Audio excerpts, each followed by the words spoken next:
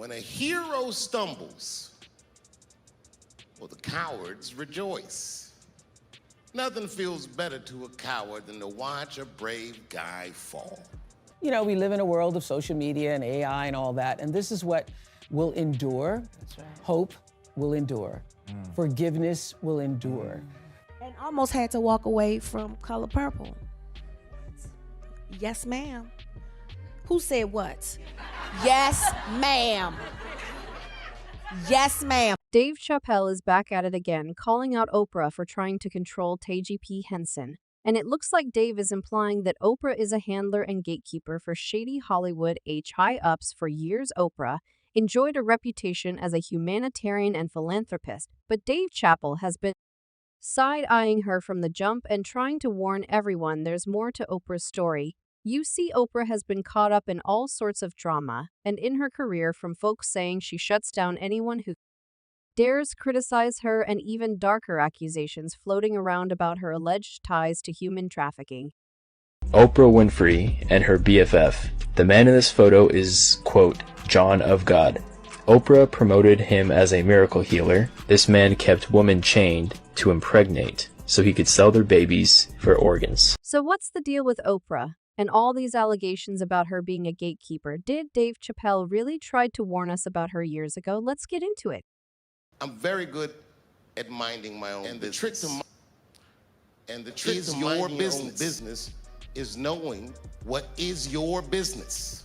After Taraji P. Henson recently revealed that she almost walked away from the only part to warn us about her purple, social media has been flooded with negative stories about Oprah allegedly sabotaging and blackballing black folks in the industry out of jealousy. And these are more than just rumors, because multiple high-profile celebs have publicly called out Oprah for being shady, from Toni Braxton and Michael Jackson's family to Monique and, of course, Dave Chappelle. So let's start with Toni, because I feel a lot of people forgot how OA did Toni dirty when that whole bankruptcy thing went down. So back in 1998, Toni got into some financial mess because the people she trusted to take care of her finances were making some shady money moves on the low, and she was eventually forced to file for bankruptcy, while, of course, Oprah jumped at the opportunity to get an exclusive story and invited Toni to her show. Toni accepted, thinking it would be her chance to set the record straight and clear her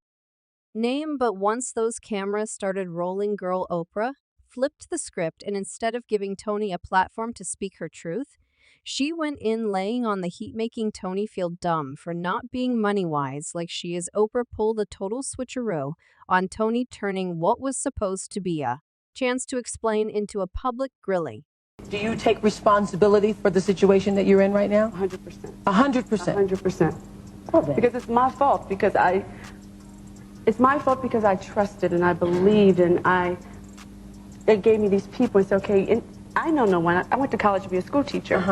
And I came to Atlanta and I met all these wonderful people, and I trusted them, and they believed in me and my talent. I think the most important thing I learned is to trust and believe in myself. And don't put all your trust and belief in someone else when it comes to handling your money. Oh, please, that is the first rule.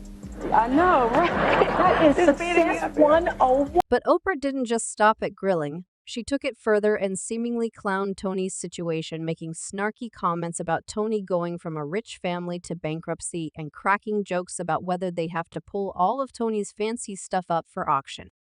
I know you came from, middle-class parents, father's a preacher and all that, and I came from middle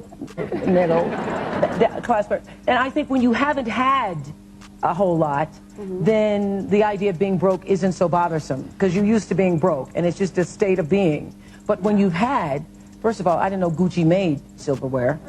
When you've had Gucci silverware and baby grand pianos, and you're used to wearing $5,000 and $6,000 and $7,000 gowns at a time, and spending $500 on a pair of shoes, it's a long drop.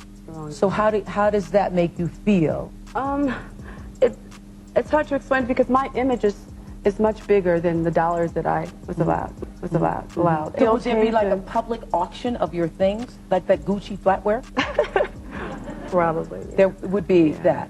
That sit-down did Tony dirty and painted her in a really bad light, so after the fact Tony decided to put Oprah on blast in public, calling her out for being mean. Tony was holding back and she let everyone know how Oprah's vibe was nothing but negative. God. So you're telling us you had panties on? Swear to God. Really? Swear to God.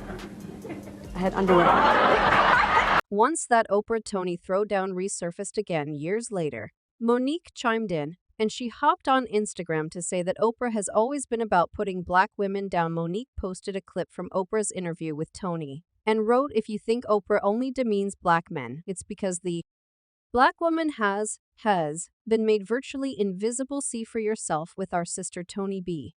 And while Oprah might harbor some resentment and jealousy towards beautiful and talented women like Tony, she did not spare the men her shady side either, because we can't overlook what Oprah did to Michael Jackson and his family back in 1993. Michael gave Oprah the green light to go to Neverland for an exclusive sit-down, and this interview helped put Oprah on the map outside of the US. But fast forward to after Michael passing, and Oprah jumped on the hype surrounding the controversial HBO documentary, leaving Neverland and started dragging MJ's name through the mud. Oprah did a whole special with Michael's accused heirs Wade Robson and James Safechuck, the two men who had previously sworn under oath that Michael never harmed them in any way. After catching heat for that special, Oprah defended herself, saying she was just trying to shine a light on the pattern of seducing that SA offenders use and expose a larger problem in the entertainment industry. People call it a molestation, but there is a big seducing that goes on in the pattern of that seducing,